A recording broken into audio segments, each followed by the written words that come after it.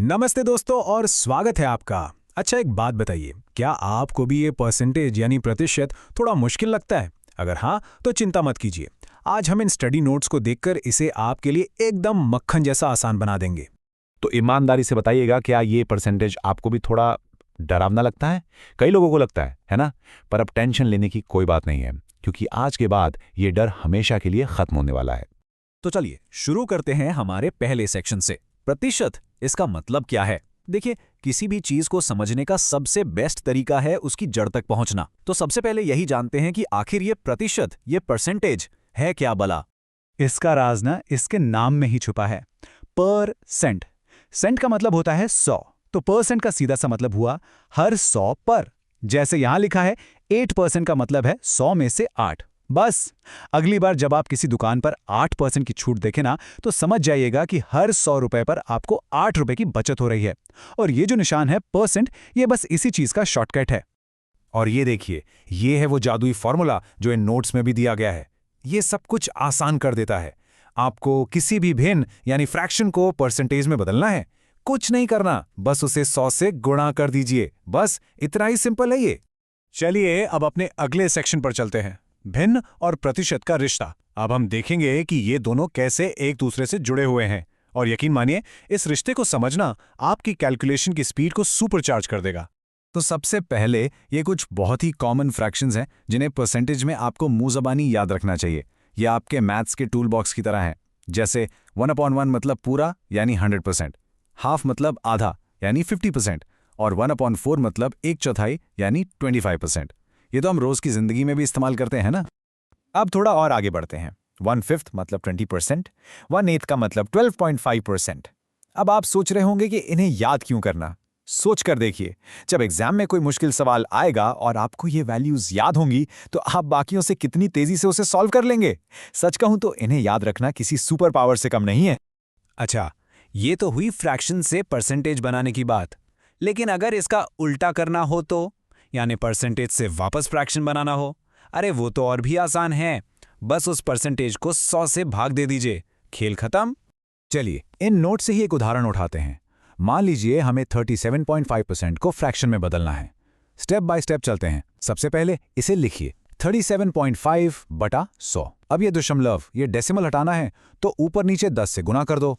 ये बन गया 375 बटा 1000। अब बस इसे काट कर छोटा कर दीजिए और ये आ गया 3/8। हो गया ना सिंपल। ठीक है, अब आते हैं अगले सेक्शन पर, सवालों को समझना। थ्योरी तो बहुत हो गई, अब देखते हैं कि इस ज्ञान को असली सवालों पर कैसे इस्तेमाल करना है। असली मजा तो अब आएगा। तो ये रहा सवाल सीधा इन नोट से। 18 का 16 2/3% निकालना है। देखने में थोड़ा अजीब लग रहा है ना? एक सेकंड के लिए सोचिए, जो हमने अभी अभी सीखा है उसका इस्तेमाल करके आप इसे कैसे सॉल्व करेंगे।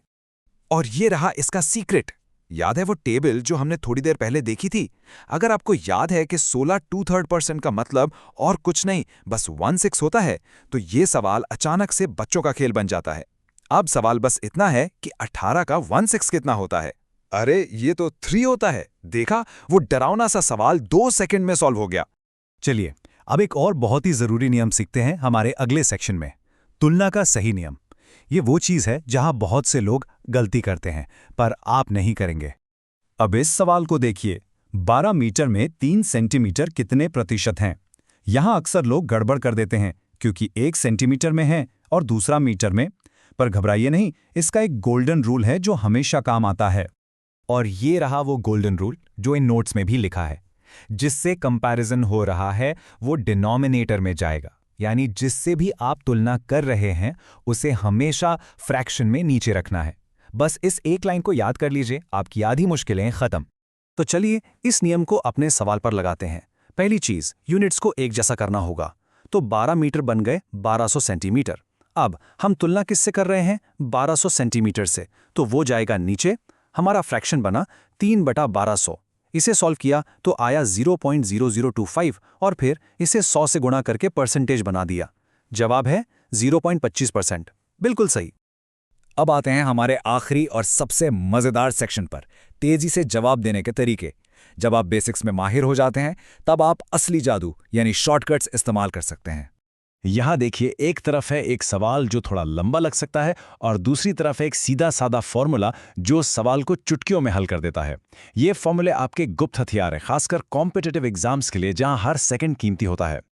और जैसा कि इन नोट्स में भी लिखा है, परसेंटेज की गहरी समझ, पूरी सटीकता और बार बार चेक करने की आदत जरूरी है। देखिए, शॉर्टकट तभी काम करते हैं जब आपके बेसिक्स मजबूत हों, तो प्रैक्टिस करना बहुत जरूरी है, तभी आपको स्पीड और एक्यूरेसी दोनों मिलेंगी। तो आज हमने क्या सीखा? यही कि परसेंटेज असल में तुलना करने का एक बहुत ही पावरफुल टूल है और अब आपके पास इस टूल को इस्तेमाल करने के सारे नियम हैं। तो अब सवाल आपके लिए है, इन नियमों को जानने के बाद आप अपनी रोज की जिंदगी की कौन सी प्रॉब्लम को परसेंटेज से सॉल्व करना चाहेंगे? शॉपिंग पर डिस्काउंट निकालना, अपने बजट का हिसाब लगाना या कुछ और? जरा सोचिए, संभावनाएं तो बहुत सारी हैं।